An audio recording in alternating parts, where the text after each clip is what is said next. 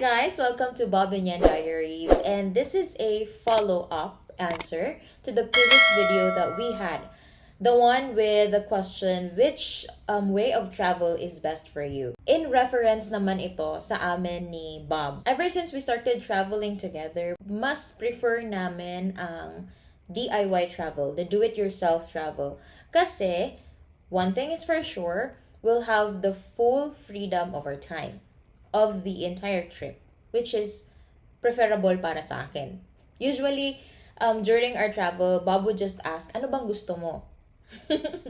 Anong mas gusto mo? Saan ka mas okay at saan ka mas comfortable? He would always make sure na I am comfortable sa aming travel dahil pag komportable ako, smooth ang aming travel.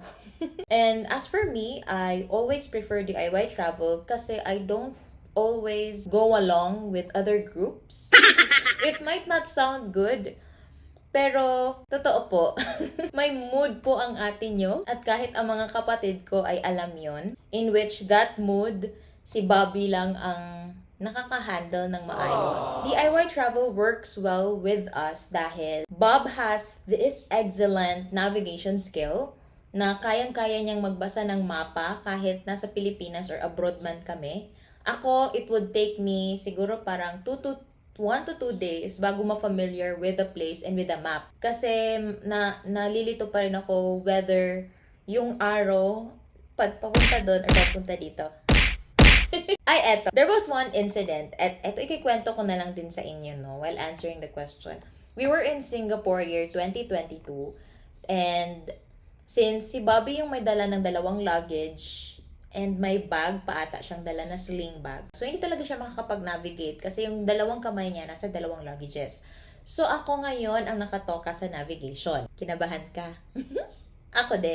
Papunta kami sa isang hotel namin kasi during our Singapore trip, naka3 hotel kami. Palipat-lipat para mas malapit kami doon sa area ng attraction na pupuntahan namin the other day. So, papunta kami sa aming hotel and then ako yung nagna-navigate.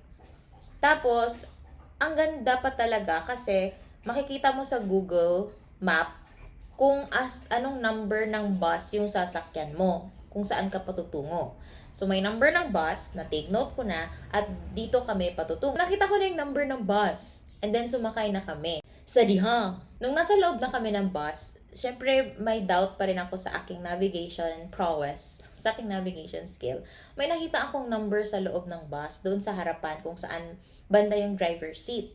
I don't know if yung number na yon, may letter tapos number, is the total number of seats na pwede sa loob ng bus or it entails a different information. Basta nagulat ako, sabi ko, hala! Yun yung sa isip ko ha, hindi mo na ako nagpanic kasi ayoko mapagalitan. Sabi ko sa inyo nung una, Bobby has the extreme patience of all talaga when it comes to me and to other things. For those people who know him, alam niya. So, hindi siya easily nagagalit. Pero, imagine the scenario na buong araw kaming naglakad, tapos pagod kaming 2, and gabi na, we just wanted to go to our hotel and rest. Hindi muna ako umimik. Hindi muna ako umimik. Tinitignan-tignan ko yung cellphone, yung map. Pero kabado na ako, girl. Kabado na parang, mali. Ilang stops pa, mga 15 stops. 4th stop, sinabi ko na sa kanya na, love, parang mali. Sabi ko, parang mali. Tingnan mo good yung number dito sa cellphone. Tapos tignan mo yung number doon sa my driver. Nung nakita niya, sabi niya, patay na. Nako! Hindi siya nagalit, pero nakita ko yung disappointment sa mukha niya. Yung parang, first time ko nag-navigate, after 3 days, mali pa talaga ako. Parang wala akong nagawang tama. Bumaba kami sa 5th stop. Kinuha na lang ni Bobby yung cellphone.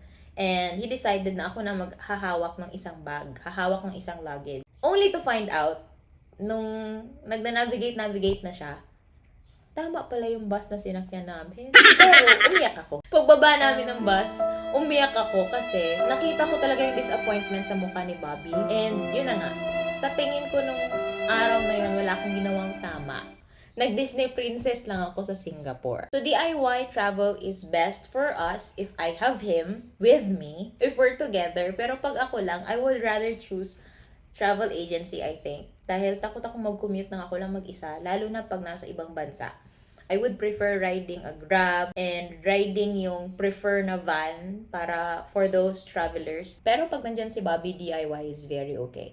Tapos usually kasi pag nasa 4th or 5th day na kami, pag 4 to 5 days lang yung travel namin, usually wala na kaming ginagawa niyan eh. Mas gusto namin na buong araw sa hotel na lang, tapos nakahiga, mag-computer, mag-social media, ganun, mag-relax. Pag travel agency ka, full pack, of course, kailangan mong sulitin yung buong trip mo, 'di ba? So, every day may different schedule sila. And, pag gusto mong magmuni-muni mo na sa certain place, siguro naka-allot lang ng 30 to 1 hour to 2 hours doon, gusto mo, biglang naisip mo, gusto ko pala dito mag-overnight. With the other vlogs, siguro nakikita ninyo na we have groups together with us. Ang ginagawa lang namin, yes, nagdi-DIY kami, but to a certain destination, pag may nakikita kami sa Klook na may tour, sumasali kami doon. Kinukuha namin yon sa Klook. And nagkakataon, minsan may group, minsan kami lang yung nasa tour.